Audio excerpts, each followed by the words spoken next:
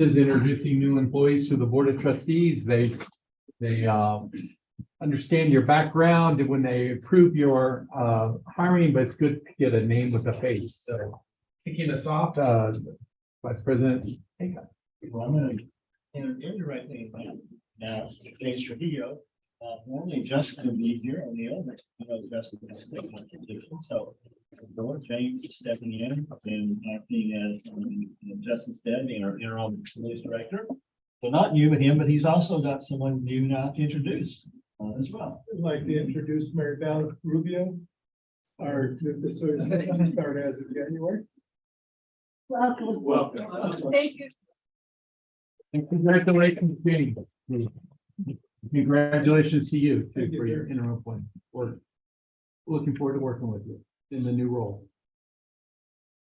Dean Cunningham. It is my privilege to introduce Dr. Dean Eckhoff, our new coordinator of physics and engineering program. Welcome. It took several months, a lot of work to find you, so we're glad he's here. Takes a lot of work to find that gym hidden in the rocks. So we got a gym. Marketing communications. I would like you to meet our newest digital and social media manager, Mr. Marco Cesar.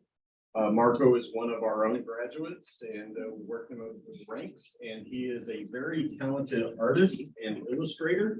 It's been a while since I've had an illustrator on my staff, and it's greatly welcome, and it brings all kinds of possibilities to that position. So. Welcome. Dr. Murders. Well, we talked about our initiatives and surgical tech. One of our new hires is supporting our surgical tech program, as well as Clinton campus. So if you'll turn around on Zoom and see her pretty smile, she's returning to State Fair because she knows how great we are. So Abby, so Abby, you want to say something? I just want to say thank you for having me back. I'm so happy to be back at State Fair Community College. We're thrilled that you're back on our team, Abby. Thank you. Welcome. And our big project is working with our Surge Tech accreditation that we were just talking to. So she's a big part of that. Dr. Ford. I'm excited to invite you to help me welcome Dr. Annette Roberts, who's the new college registrar.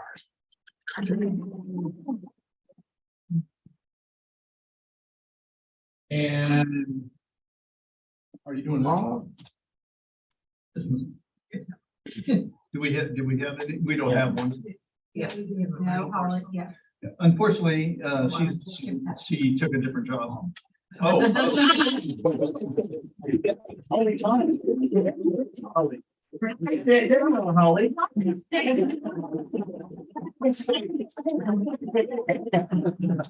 You get to stand up one more time, just for the fun of it. Well, the one Bill is short, she's got a great background. We did talk the other day. Okay, do the next one. Chris Jeffrey. There he is. There you go. So I would like to introduce my newest employee in the learning force, Jeff Tappett.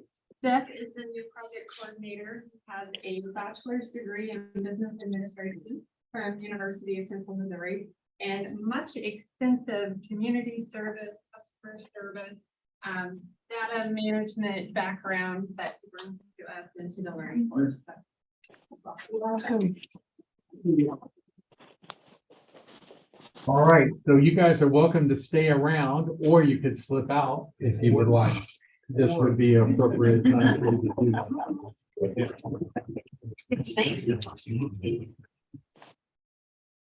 Thanks for coming, everybody. So nice to meet you. Hold on just a second, Gandhi. It'll be a couple of minutes.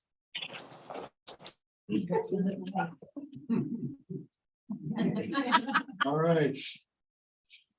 Okay, so I think on the agenda, we're ready for the approval of the minutes for the December 20th, 2022 board meeting as published. Aye. All opposed, same sign. Keith, warrant number 6 for December 2022. For the month of December, it's one of our lower cash gain months. The disbursements during the month of December were $2,421,657. Accounts payable was $975,000 of that. We did have a payment to Westport Construction, $131,181 for our work on the build out of the dining hall. No payments to pros of that month. Payroll during the month was $1,036,117 with tax turn out of $211,870. 59,000 payroll refunds. Utilities just still 2930. That's because in December, the utility bills tend to come towards the end of the month where we're not here, so they don't get paid till January. So you'll see a little extra disbursement in the month of January for utilities. Credit card charges are 4642 and unpaid source option 15 for your 2.4 million disbursements. Entertain a motion to accept the warrant. So moved. Second. All in favor, say aye. Aye. Opposed, same sign. Okay, ready for our institutional reports, Dr. Bates? Justin, did you? I did. All right, we're going to flip the institutional reports around. We're going to start with Coach Hagedorn. So you're up. Make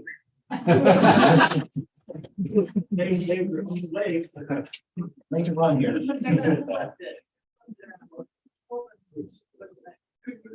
Come on in. So we recently started. Come here. Come here. Yeah, or they could line up. Line up behind us or something. Yeah. We want On to. up here, yeah. They're pretty fast, so you have to watch. So we're fortunate to add men and women's cross country and track and field as some of our new sports. And my gosh, they've already been successful in just a short time. And so Coach Hagedorn is here to introduce his assistants and the team that had some special finish of the season this year. Thanks for having us. This is a very special moment for our kids. Some quick introductions. So this is Matt Clark. This is Matt Clark, and then for cross country volunteer assistant coach Cooper Pollock. So these guys really did the bulk of the work for the cross country kids because we had track kids on campus as well. So we were kind of balancing some practice, but they really truly did a bunch of the work. Well,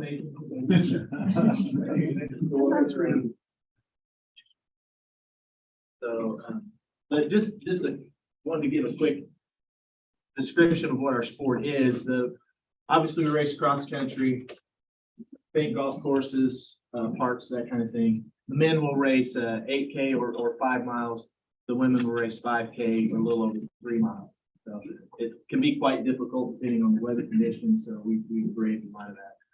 Our season consists of 6 total meets, one being our region meet, which we were lucky and fortunate enough, not lucky, they certainly worked very hard for, but fortunate enough to win both the men and the women.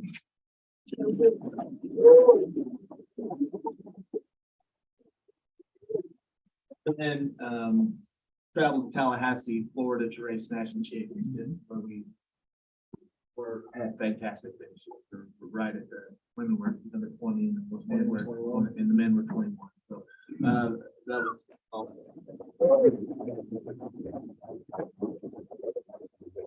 On behalf of our coaches and the kids, we certainly want to thank Dr. Bates and the campus for funding that and making it possible for our kids to go do that, because it was an extremely positive experience, I would say. So so I just want to go down the list here and introduce, most all the kids are here. A couple were unfortunately unable to be here, but Zeke Free, Branson, Missouri, Logan Shaw, Warrensburg, Tanner Maggard, North County High School in Boncaire, Missouri, Brian Smith from Sherwood High School, Corey Davis from Butler High School, Brianna James, Skyline High School, Madeline McBride from Lafayette County High School in Higginsville, and then Savannah Tracy from Prairie Home, and then Nathan Gamechu, Ethiopia via St. Paul's High School in Concordia.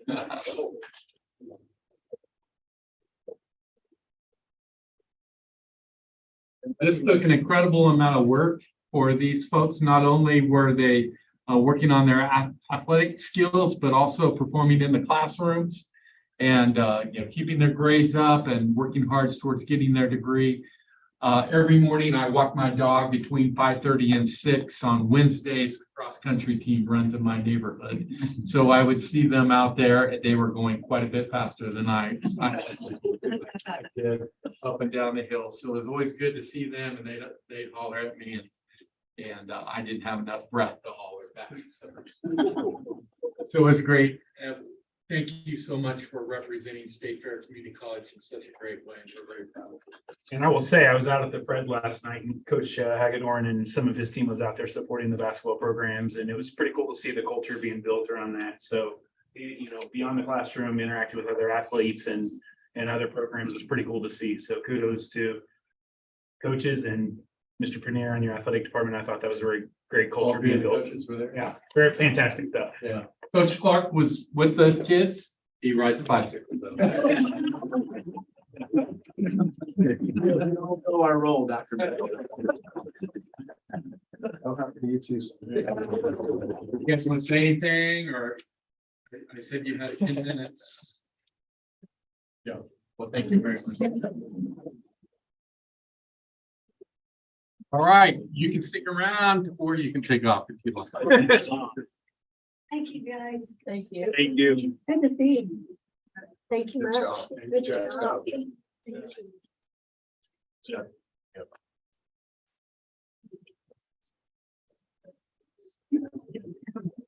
you.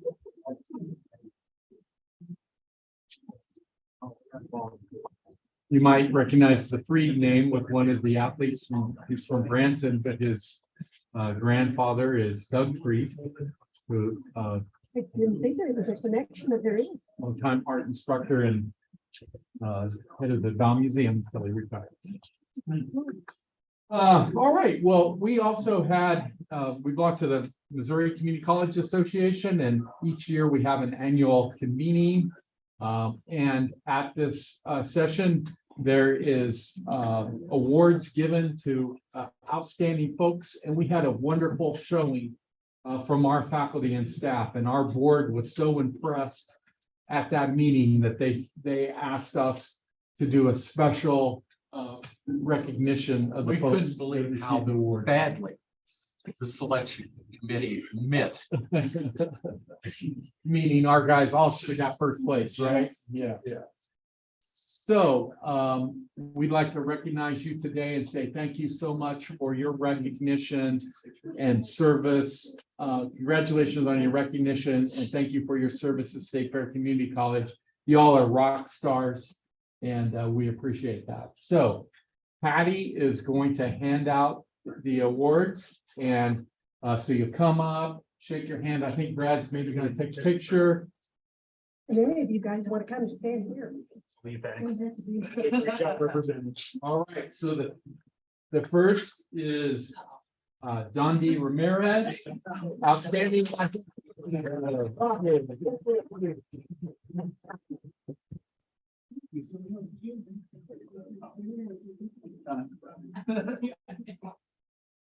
Congratulations. Thank you. Next up, Christine Brown, Classified Staff Achievement Award.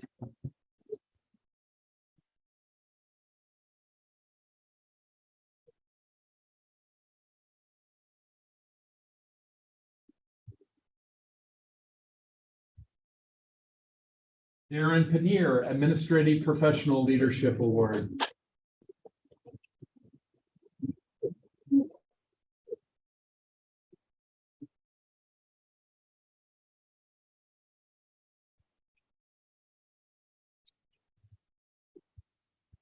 Danielle, I always mess up your name, so. ABA. Okay. Danielle. Excellence in Teaching Award.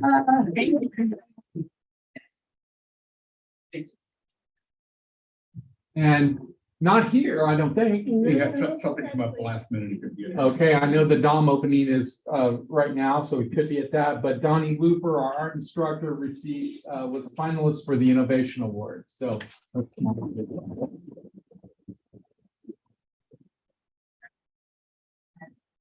So we're very proud of you all and thank you very much. And you two can stick around or yeah. Don't run, don't run. Thank you so much. Oh, thank you.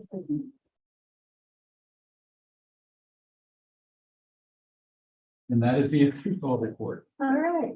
So according to our agenda, we want to request to go into a closed session for just a short minute. And this is in pursuant to, is it both of those?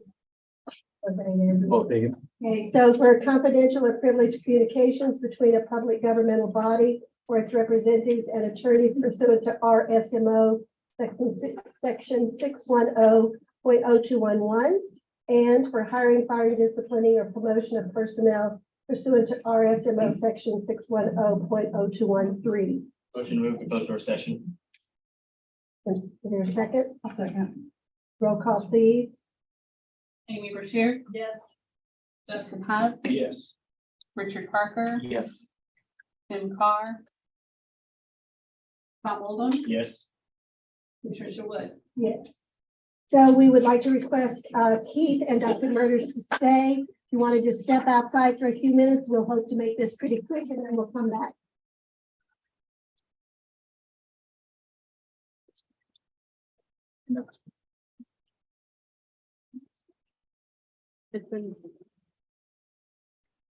Pause. Yes.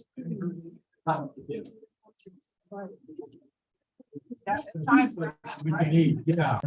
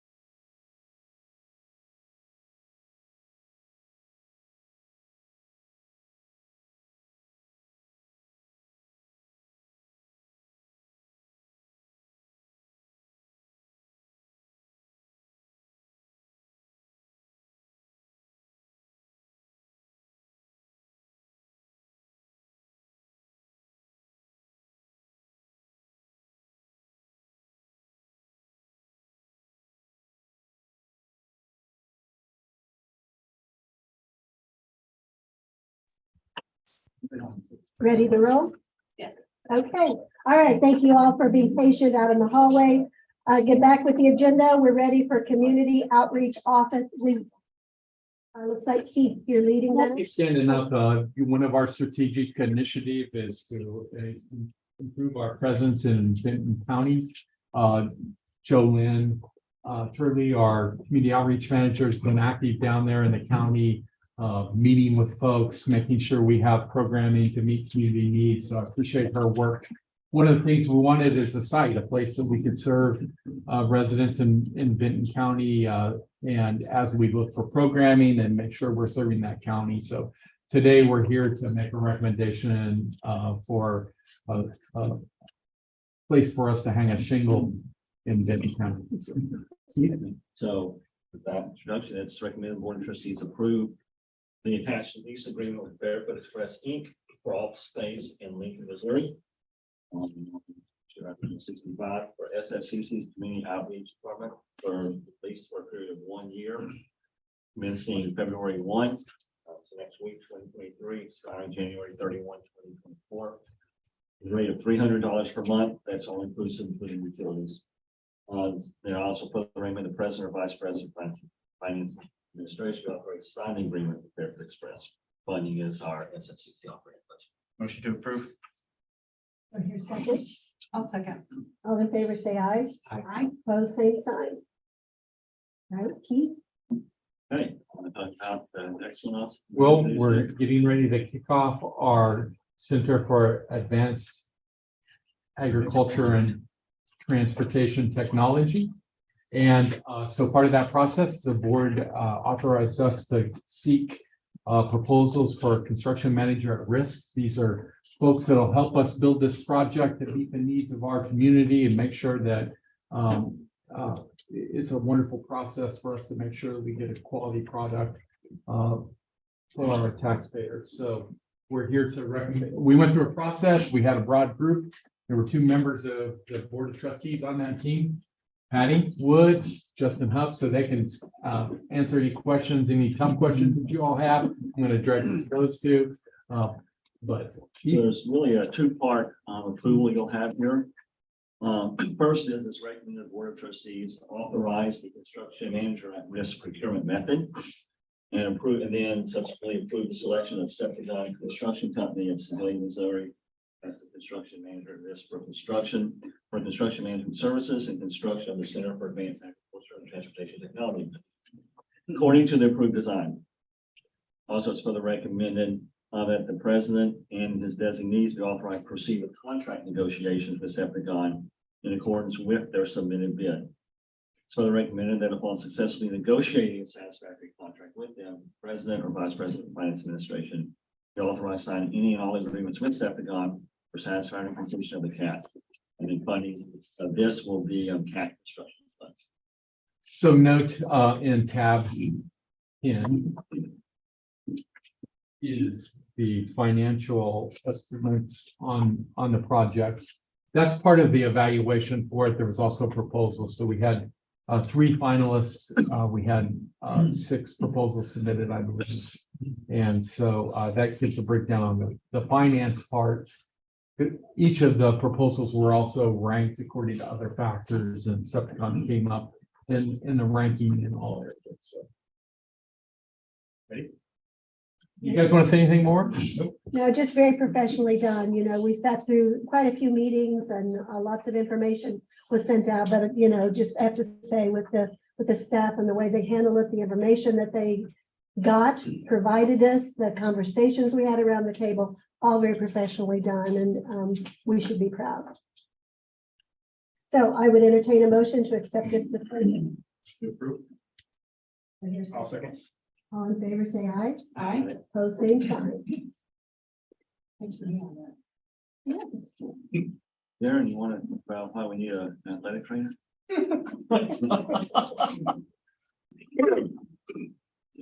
All right.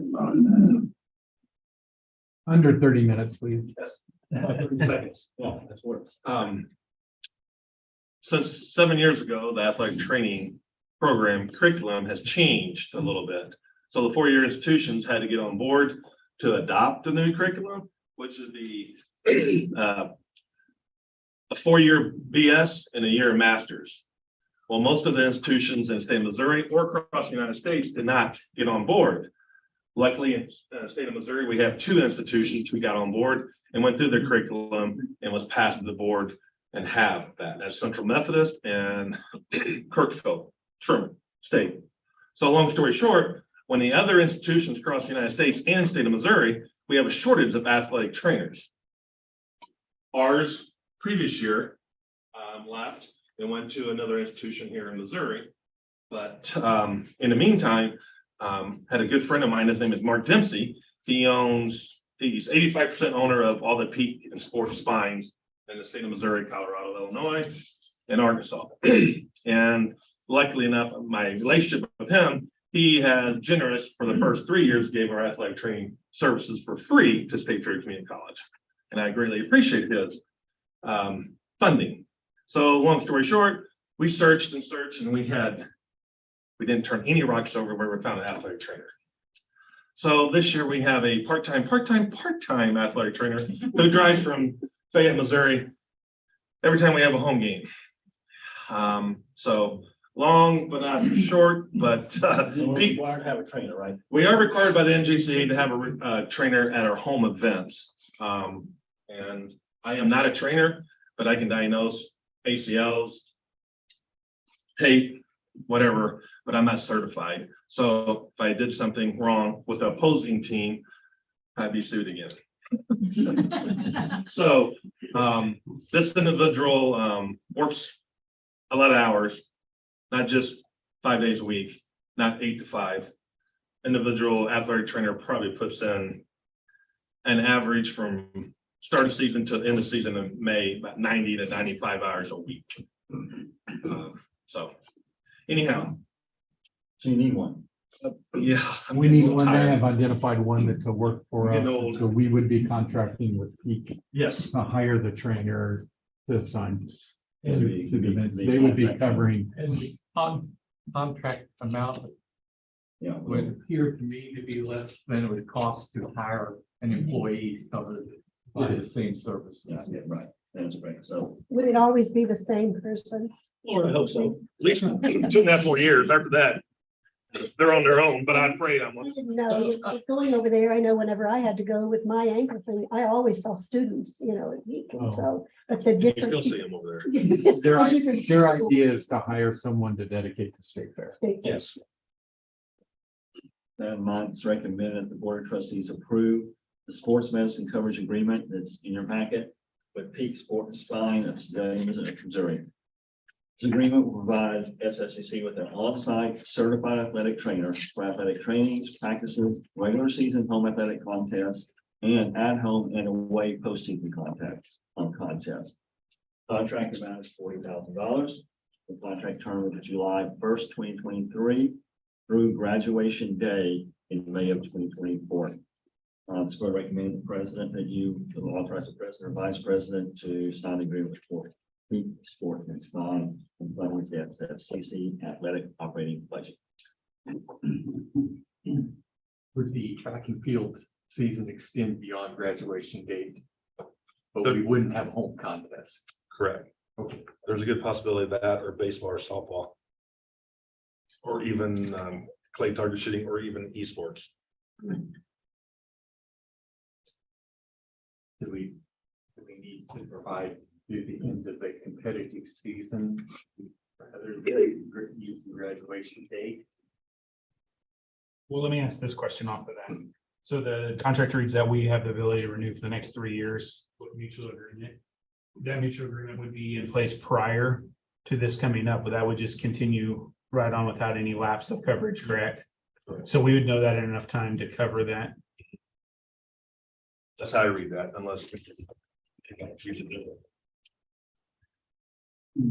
don't know if there's a lapse period between May and July each year. That's what I was curious. I didn't know that, because if not, then we should modify it to go to July. Actually.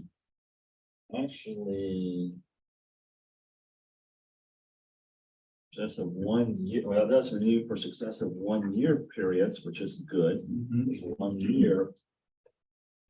I'd say then we could renew this and having it start the day after graduation for a year. That's what I would do. Put a 1 year period in there. I feel comfortable. If there's a lapse, I think Richard's point is we need to make sure we cover that, which I agree with. Right. I agree with that. And then the terminology says post-season. Yeah. So that's where I kind of just let it go, post-season. I'm not a lawyer. We should work out. Right. Okay. We'll do that. Entertain a motion. I'll second it. Second, any more questions or comments? And we're doing it with those changes. All right, all in favor, say aye. Opposed, same sign. We need to be clear that it's something as presented, but it's, but when we get to the end of the contract, we need to make sure that we have coverage through the end of that. Or before another contract would be entered. I think in the notes and my own notes that we can make amended to the end of competitive season for all our sports. That's a good idea.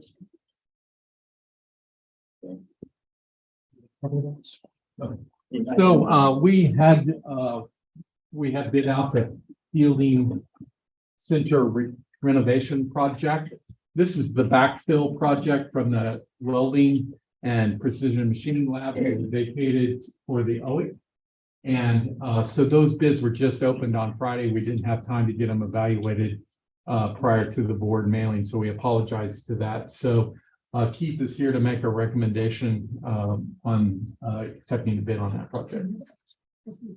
So the building technology center renovations, the schedule for substantial completion is a major factor in selecting the contractor for renovation of the building technology center.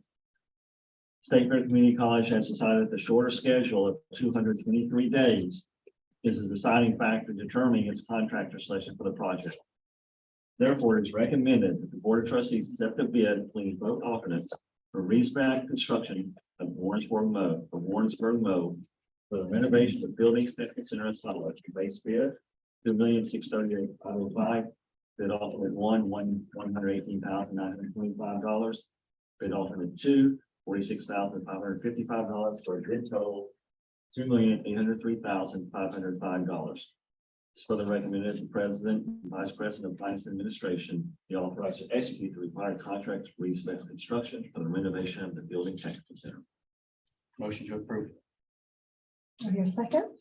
Second. All in favor, say aye. Aye. Opposed, same sign. All right. Since Mr. Hagan is here.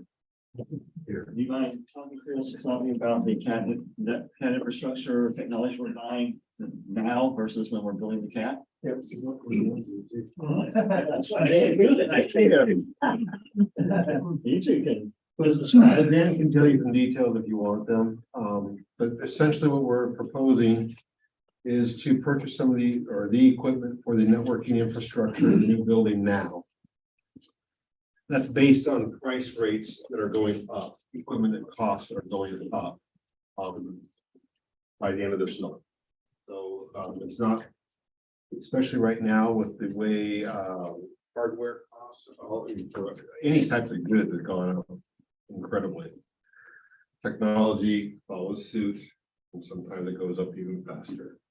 And so this next go around, they let us know that it was going up. So we're recommending that we take advantage of that situation and get pricing now. About how much we think we're going up in the. At least 10%, 10 to 15% probably across the board. And it technically went up November 1st. We managed to lock in pricing that they held for us to the end of this month. The other thing why we're doing it so far in advance, right, is just supply chain issues. I think we're all familiar with. If we want this building to come online when we're ready, we need to order this stuff at least 12 to 15 months in advance so that it actually get it. So this is for the CAD building, for their network construction. It's recommended the Board of Trustees approve the purchase. And all this is attached of the H2 Aruba network infrastructure including wiring equipment, which is for the camp facility. In the amount of $139,841.80 from CDWG of Vernon Hills. HP Router Network equipment is essential in the CAP for faculty, students, cadet, professional technology, learning management system, and administrative technology. Pricing for this, while not bid out, was secured utilizing the state of Missouri's contract with CDWG. So those entities that already in place, allowing us to buy through them. And then funding will be the CAP construction sites as well. Motion approved. I'll second. Any discussion or questions? All in favor, say aye. Aye. Opposed, same sign. All right, well, conflict is a good news story. And Sky, I'm just giving you a head up. This is a controversial agenda item. We are here to recommend the board accept almost $1 million from the state. I know it'll be controversial, a lot of discussion. I'm just giving you a heads up, Scott, that this could be a big headline story. So Amy, could you tell us about this grant? Yes, it's the $1 million opportunity that we have here. There was a grant opening that we became aware of. That's an ARPA workforce training grant. Brent and I sharpened our pencil and thought, how could we apply for funds that would help us to add equipment and resources to really expand our commercial driving academy training program. The college has invested in personnel and equipment. We just added a simulator, as you know. Those have been great additions to our program. We know that we need additional equipment to be able to really fully serve our entire 14 county region and to really expand and serve those folks that are interested in going in truck driving careers.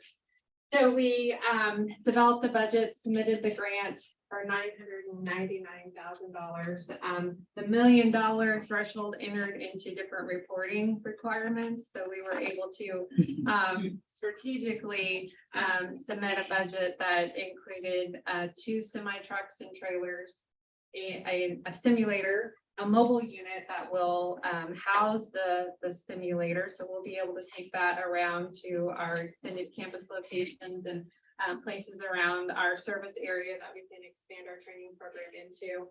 It will also include 3 computers to support the instructors that will be teaching using the equipment. And also, exciting part is it includes tuition for 60 individuals to complete the training and ultimately get their license and enter into a truck driving career. So we're really excited about this opportunity. It is a 3-year grant. The budget and approval was just announced this week. And we expect to have the contract within the next week as well for that, and really hit the ground running with adding the resources that we build into this. I would also like to mention that this is $30 million that this ARPA workforce training grant had available to allocate. There were 138 applications that were submitted, and we were one of 19 that was awarded. Those 138 totaled $210 million for that 30 million that's allocated. So we feel really fortunate that our project was selected.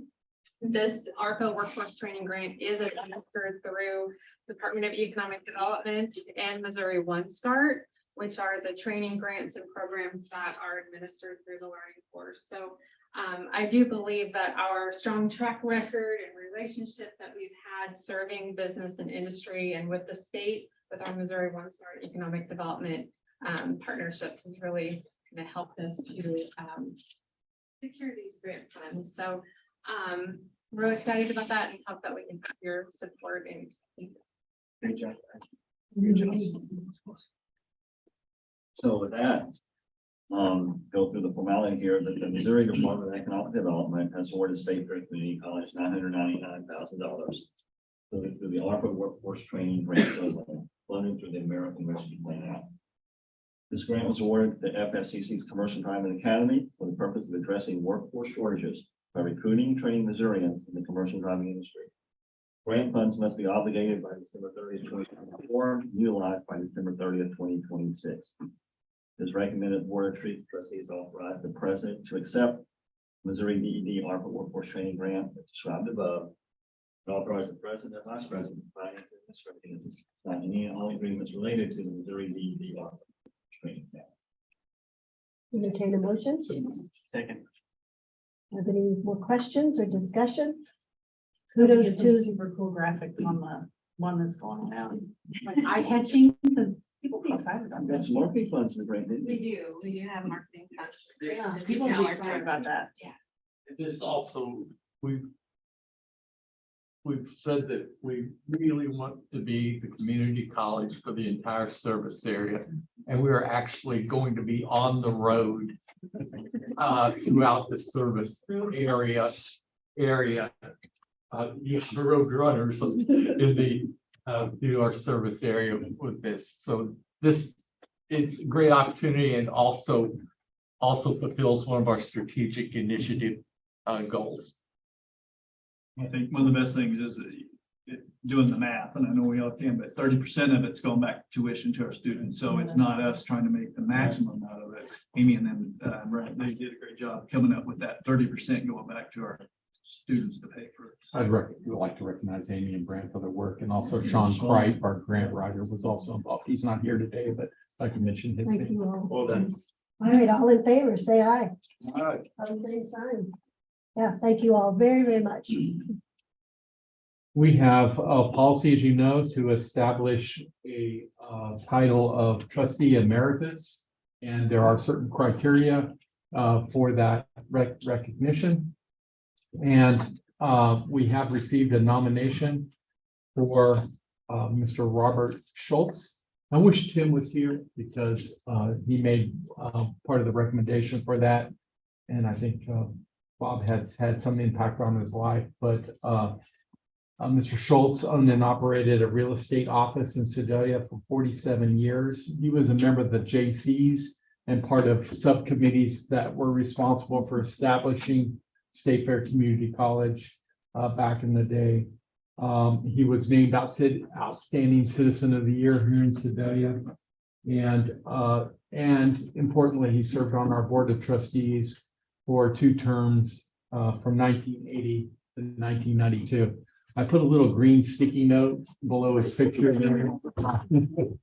That's his picture. And so the second nomination, part of the nomination came from his daughter who lives out of state. And so it is, we recommend that the Board of Trustees bestow the honor of trustee emeritus status on the late Robert E. Schultz. Emeritus is an honor bestowed by State Fair Community College that recognizes long-term distinguished service. Trustees who serve a minimum of 2 terms, 12 years or more, with exemplary service may be considered for emeritus status. 2 letters of endorsement serve as evidence of distinguished service and good standing. The board reviews the endorsements and has final approval. We've received those endorsements and he has served the amount of time. Motion to approve. I'll second. All right, all in favor, say aye. Aye. All same sign. I worked for the man. I babysat his kids too. Yes, very outstanding, young man. Yes. Oh, yeah, Okay. okay. Okay, so it looks like Dr. Bates, you're ready for your president's report. Yes, and to kick it off, I'd like to introduce Susan Porter for give us an enrollment status.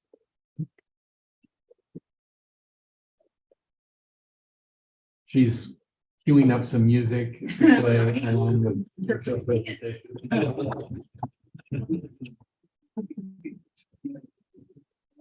Are these to pass around?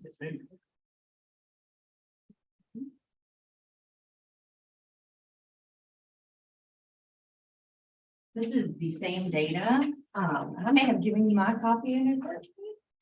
Which one's yours? You have an extra color page. There we go. Patty's got one for you, Dr. Bates. Oh, this is one side. Usually one for Tim. No. This is the same dashboard that we review in ELT once a week. It's something that we go over with student services and with the admissions department on an almost daily basis. It's available for all of our employees to access online. It's just a snapshot in time.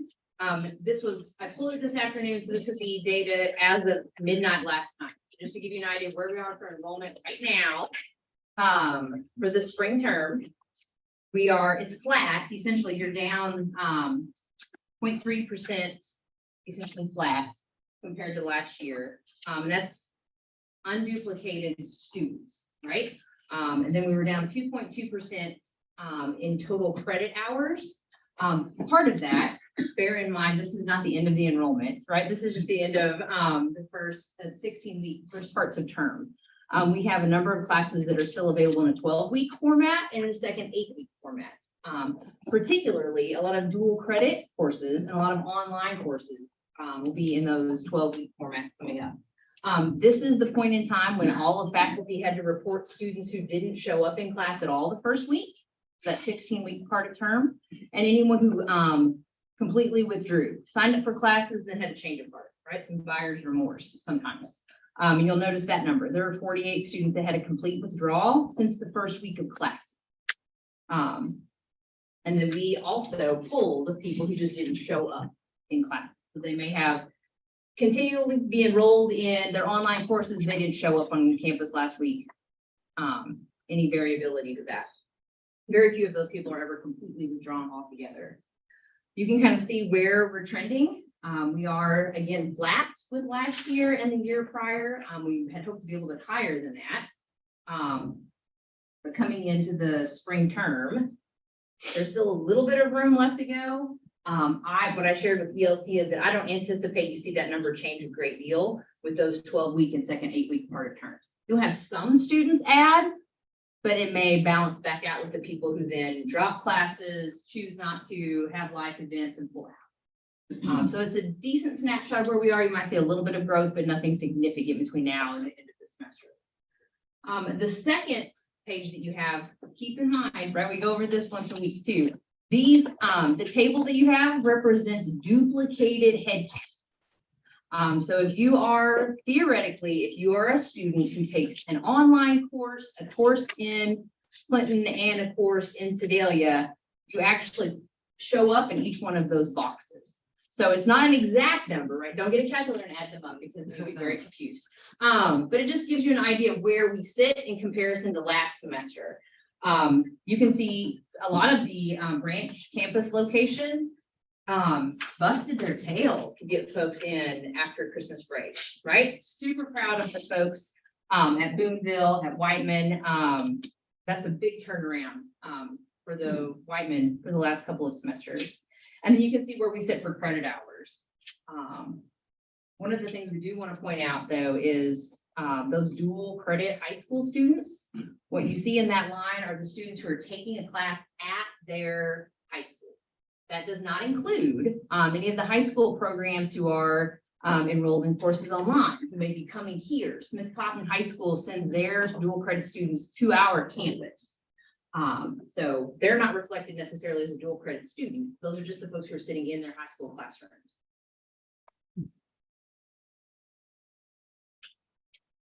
So coming into this in an interim role in November, I've been playing defense. And a lot of the admissions team has also kind of been playing defense. This is doing the best we can to keep everybody looped in and move through the process so that we can kind of change our strategic focus to next fall, to the summer, to the next academic year. And I wanted to share with you some of the things that we do have in place right now. And happy to come back and do an enrollment update with you as we get a little bit closer. Enrollment for the summer and fall semester starts the very first week of April. So it might be a time to touch back with the Board of Trustees in May and kind of let you know where we are for that.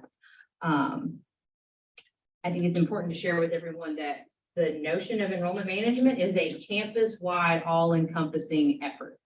It's not just rooted in admissions. It's not just rooted in student success. It has to do with how we plan our courses, when they're offered, in what modality they're offered, how are we engaging with athletics, making sure that the pricing and the fee structure is appropriate. All of that rolls into an enrollment management strategy. Each one of the departments in student services crafting a chapter that we can provide in an actual written document. And we'll be able to have that for you in another month or so. Some of the things that we're looking at in terms of process evaluation and changes to make an impact and where we are in enrollment in the future.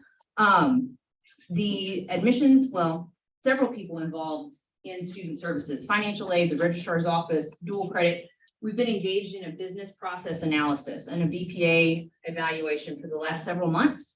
And what we've come to is we have to rip apart our practices and our regulations because some of the things we have in place are antiquated. We do have a platform in place. We use Slate, which was originally purchased as a CRM that we use as an application funnel right now. Slate does a beautiful job, but our practices are in the way. So Slate can't fix us. We have to get some of our expectations and our policies moved in order to make that a more efficient process. Right now, the average time from application to admission, when we actually give them a student ID number and access to all of the resources, is 26 days. That's not going to work. So we're going to shave that way down for coming semesters. And a lot of that will just be revising policy and revising processes and then pull the trigger and go. And we have, there's a group of us that will meet on Monday to do that. We are working with Christy Woolery, who supervises all of the high school programs, to find a way to flip our current students who are enrolled in those high school programs that are graduating seniors. Currently, they would have to fill out an admissions application and come into the college as a first-time student. That's nonsense. They're in our database, so we're trying to find a way to work with IT and flip that application over. Maybe ask them a few additional questions and then just push them through. Welcome, right? What can we do to get you going as soon as you graduate, instead of making them go through all of those steps to be admitted again? That should be a pretty easy fix. I say that, but the IT department does way more of the work than we do. We can have the big ideas. They're the ones that have to make it happen. We received a call a few weeks ago from Missouri Valley College. Mo Valley received a grant to draw in rural students, and they've asked us to be their community college partner. So they have two giant rural student summits, little conferences for high school counselors and high school students that we're going to be participating in February and March. So super excited about the opportunities for that. Our admissions team is serving as an event sponsor, not the event sponsor, right? That's not a 5-figure check we're asking anybody to write. We are an event sponsor for the Missouri FBLA convention, which will be in Springfield. And then all of us are engaged with the Casinger conference that's coming up this week and next. We're expanding the team so that we can add a full-time clerical staff to help drive some of that communication with those students and move that 26-day window down while we're working on adjusting our processes. When I said that it's not just admission driven, the student success navigators also want to make sure that I share with everyone part of their process is they'll take that list of students who didn't show up, all of our no-shows, all of the folks who completely withdrew, and they've started to launch communications with those folks, find out what happened, right? Can we get you in a 12-week? Is spring not going to work? Take a look at summer. So they start that immediate communication with those students and we get them back into the enrollment cycle. They also spend a great deal of time, and kudos to the business office and Keith's team, using what was left of those disaster relief funds, the HERF funds. If students could identify that they had been negatively impacted by the continuing pandemic, then we were able to forgive a part of their debt from the fall semester so that they could move forward into the spring. Those are few and far between. There was an evaluation process that they went through, but we were grateful to have the help. The Tech Ed and Health Sciences liaisons, you all have met Rochelle, you've met Mindy Beebe. They work in collaboration with all of the folks in student services. They are a key part of that enrollment management process, and they're working with admissions to host students on campus on February the 8th. Is the Health Sciences Exploration Day, and then a Tech Ed Exploration Day at the end of the month. So we anticipate busloads of local high school folks here that we can engage with, not only with our award-winning programs, but with our admissions team and take care of some of those steps while they're here. The sooner we can get folks to campus, the better off we are. And I also want to take just a few minutes to brag on the enrollment management efforts that our branch campus, the extended campus sites have focused on. The current admissions process, we're having to move those people from the slate program into Banner. A lot of that is done manually, and it's done by Dara Bigler and Bethany Pfeiffer. So they have their hand on the pulse of everything that's going on and supporting the admissions team and everyone else in that. We could not pull that off without them. Bethany is now a participating member of the local homeschool association in Boonville, which we hope to see. There aren't going to be huge rewards, but man, what a path forward for those students. LOZ is hosting a community event, and that's co-sponsored with the Chamber of Commerce and School of the Osage. Another huge one, dual credit partner for us and a recruitment effort. Clinton will again be hosting their junior summit. And we have tons of staff from Sedalia that are going there to present and talk about financial aid, to talk about options for high school students. We're taking our TRIO team to talk about the supports that are available for you at a community college and help move those students this direction. And I also wanted to mention, just in terms of innovation, several of you that went to the MCCA convention, I don't know if you sat and participated in Dara and Bethany's session on the WebCon format for classes. That's classic thinking outside the box. There's no way they could offer some of those courses at one of the extended campus locations because you only have 1 or 2 students enrolled, and we can't support that financially. But when they come together and schedule them together and enroll students together through a web conference format, they have 114 sections, not all individual courses, but the sections that are, they have enrolled 650 students right now, and that equates to 2,000 credit hours. That's huge in terms of keeping those students engaged and keeping them moving forward, and fabulous way to be creative and collaborative across the board. That's really all I have in terms of an update for you right now. Are there questions that I can answer for you just about what you have in front of you or about some of the efforts that we're making right now? Appreciate the efforts and I know we can cut that 26 a day period. I almost passed out.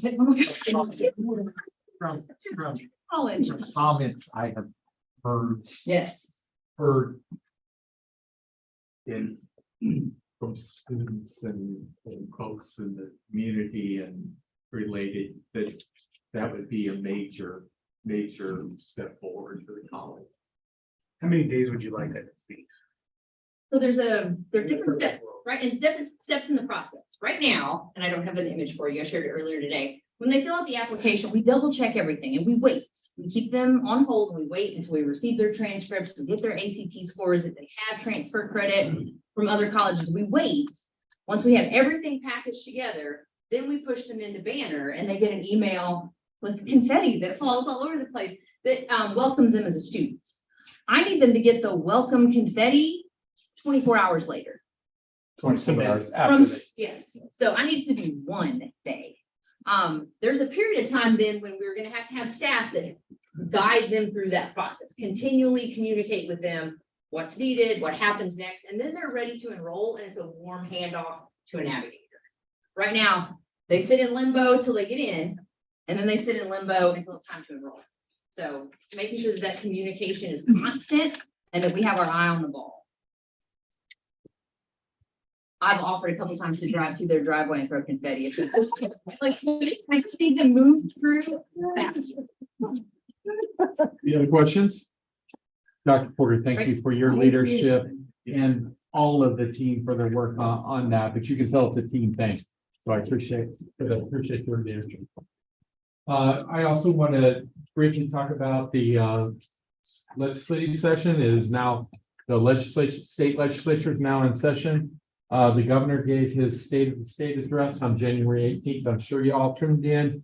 I hope you did, because the governor has been really supportive of community colleges, especially its role in workforce development, and especially State Fair Community College. So part of the governor's address, he's recommending to the state legislature a 7% increase in community college core funding, that level of increase is unheard of. I don't think it's ever been that sound of an increase since I've been in Missouri in 2002. So that's a wonderful a proposal. In addition, the governor recommended specific funding for State Fair Community College, including $2.5 million for a capital project for the Center for Advanced Agriculture and Transportation Technology. And he committed to recommending $2.5 million again next year. So we received $5 million for that project from the state this year. Adding that 2.5 million twice, that's $10 million towards that project. So what a wonderful investment recommended by Governor Parsons. And in addition, that center requires a lot of equipment. Our team put together a grant for the MoExcels program, MoExcels 5, and the governor recommended funding of that. It's equipment for the CAT, and it's $4,462,525 worth of equipment for the CAT program. So we need to send the message that we're supportive of this great gesture from the governor, this proposal, and hope it makes it through the legislature. In addition, I attached some bill tracking report from the Department of Higher Education and Workforce Development. And there are new bills constantly introduced. Some will get traction, many won't. And so we'll keep track of those and keep you all in the loop. And we'll be scheduling trips to Jefferson City to advocate on those important things, make sure the legislature keeps those governor's priorities in the budget. So, but I just wanted you to see those, and we'll continue to send things out on. That's my report. All right, thank you.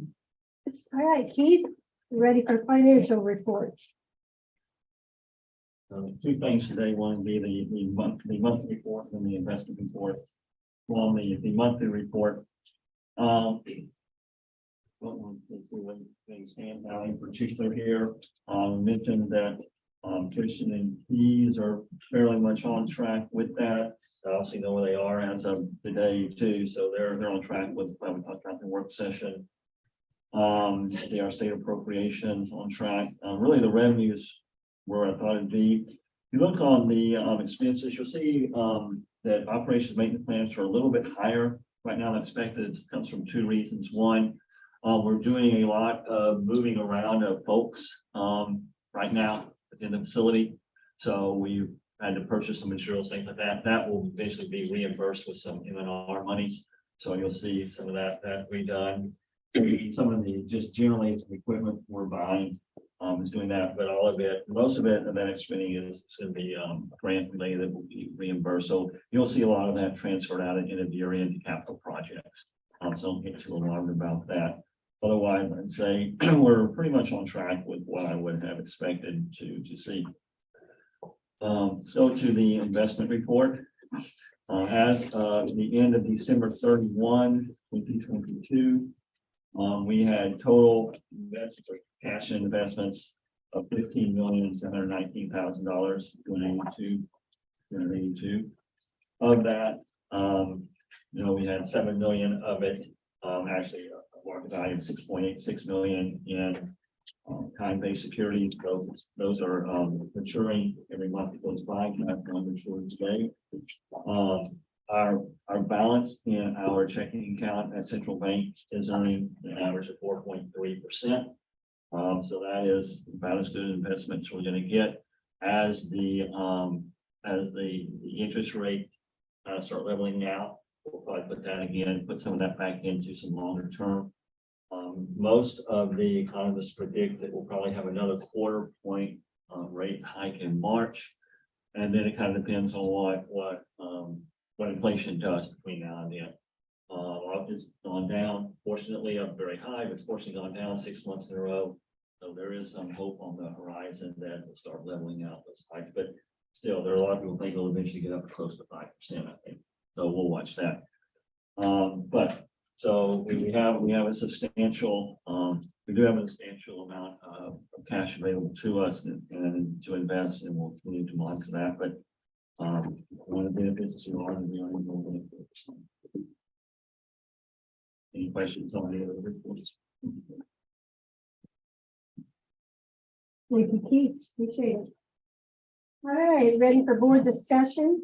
First item, February board meeting is scheduled for February 23rd, which is that fourth Thursday of the month. Don't know yet whether we'll have a work session, but I suppose you'll Right now, we plan to have one for budget.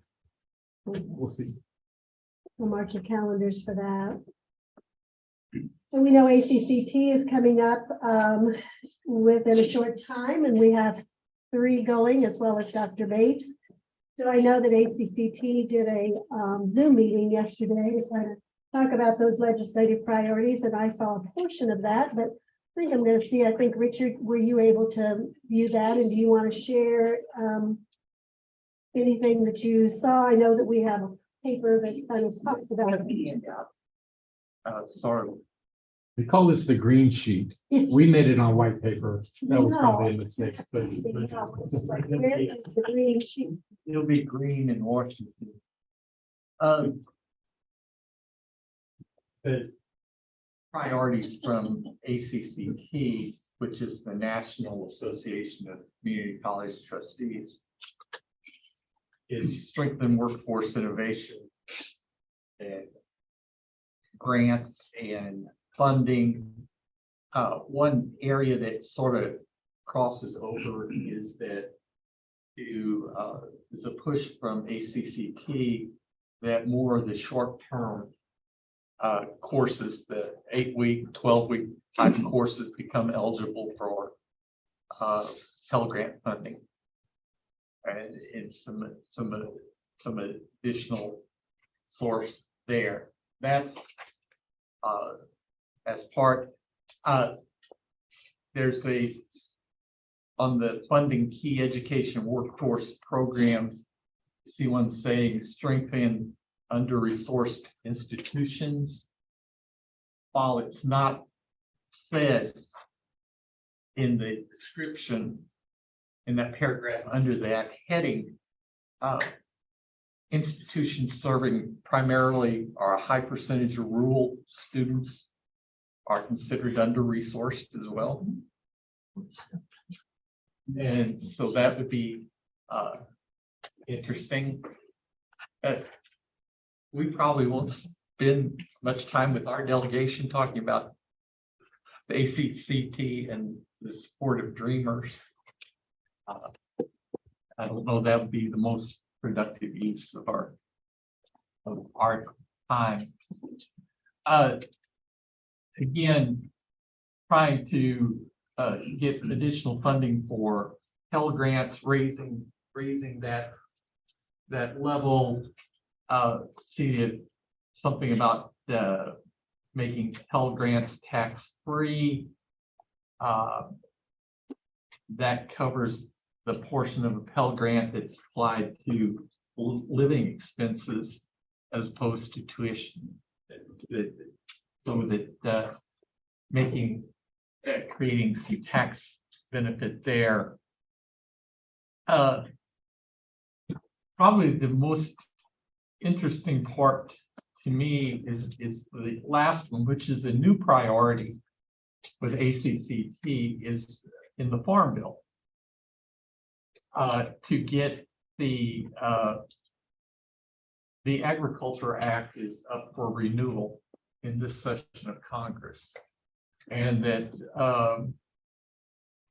we're asking that rural community colleges receive funding for rural economic development that is not included in the present Farm Bill. Our CAP project that we're working on would essentially meet every criteria in rural economic development and workforce training. So that's, if possible, that's probably something that in our advocacy role we could see if we can get legislative support for that provision. And also to make sure that the definition of rural community college will cover state fair. I know that we've found that some of the definitions exclude us as a rural community college based on the population of the city of Sedalia, without looking at our service area and the demographic of our entire service area. So that's something that if those funds are starting to get in place, we would need to make sure that our legislators would recognize that we are a rural community college. Anything else? So we're wanting to put some of these priorities on the back page of that booklet that we plan on handing to our legislators. Would it be wise, because what Richard says, make sure our time is utilized correctly there, maybe to put the priorities that some of the priorities that ACCT has offered, but the priorities that specifically affect state fair, such as the workforce development, bolster the role, the farm bill.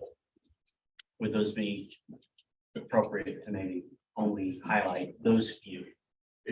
Instead of, I think if I had 5 minutes or 3 minutes to talk, I would definitely make sure that this idea of inclusion of community colleges and workforce development in farm bill would seem to be the most best use of time. And also there are some of these proposals and ideas that are essentially dead in the water right now. And there's no use talking about some of the things that we know in the Congress, the divided Congress that we now have. Just not going to happen. But the farm bill is something that that it's got to be passed. And it's something that tends to receive bipartisan support. So if we can get that was the one thing that really jumped out at me as I went through participated in the webinar. I haven't talked to Brad about this yet, but one strategy, we could just give out the green sheet. That's what their expectation is, but we could just talk about the farm bill. That's all we talk about, or that could be a strategy as well. Circle it real big. maybe Before you have to- find a specific. Here's what we're talking about. Yeah.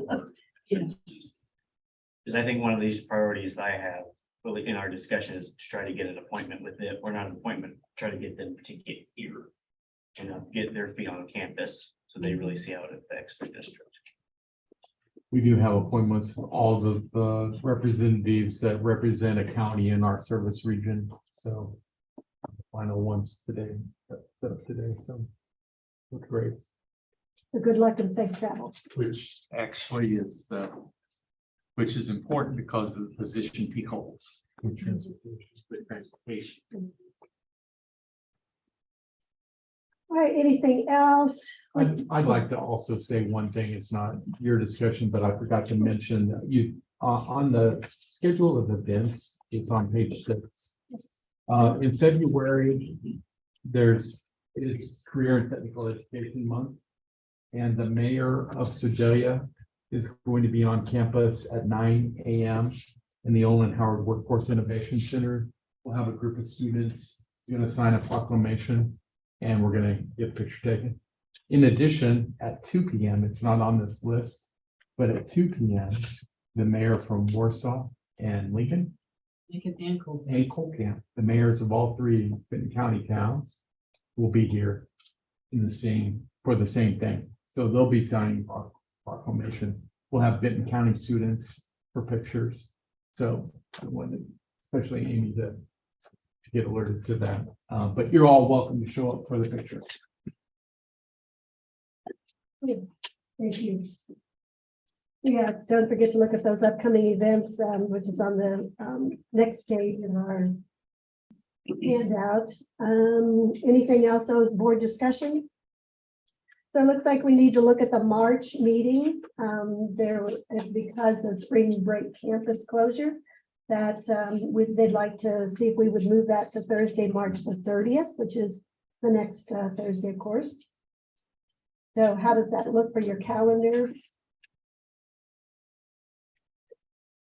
The straw poll we made, it looked good for everybody.